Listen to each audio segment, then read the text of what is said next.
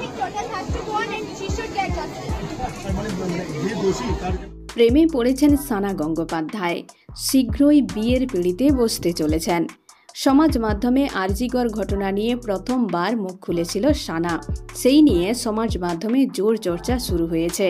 তার বয়ফ্রেন্ডকে নিয়ে আলাপ আলোচনা শুরু হয়ে গিয়েছে নেট মাধ্যমে। সানা পড়াশোনার তাগিদে দেশের বাইরেই থাকেন।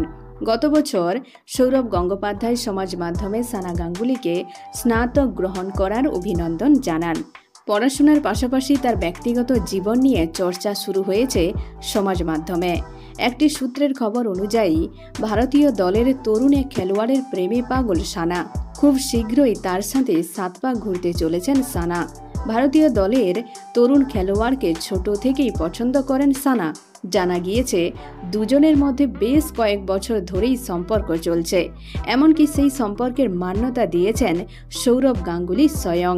সূত্রটি দাবি জানিয়েছে যে ভারতীয় দলের তরুণ উইকেট রক্ষক ব্যাটসম্যান ঈশান কিষানের সাথে সম্পর্কে জড়িয়েছেন সানা গাঙ্গুলি। গত 3 বছর ধরে নাকি তারা সম্পর্কে রয়েছেন। সৌরভ গাঙ্গুলিকে নিজের আইডল মনে করেন ঈশান। সে কারণে সানা ও ঈশানের প্রেম কাহিনী মান্যতা দিয়ে দিয়েছেন গাঙ্গুলি। অন্যদিকে ঈশান কিষানের বড় ভক্ত তিনি।